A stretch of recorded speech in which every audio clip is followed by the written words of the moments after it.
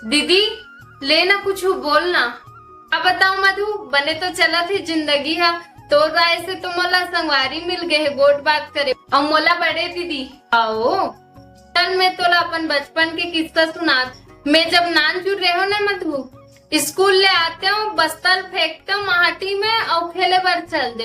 उस समय एक से एक खेल खेलत मन चूड़ी लुकाउल चाय पत्ती अत्तेक मजा हमर नानपन के जिंदगी ही बने रही से। आजकल के लइका मन ला देखा था नहीं कत्तेक मोबाइल चला, मोबाइल तो लइका मन के बचपना छीन ले। अब तो लइका मन के बाहर खेलत हुए खुशी से खिलखिलात आवाज आना भी बंद होत मधु धीरे धीरे।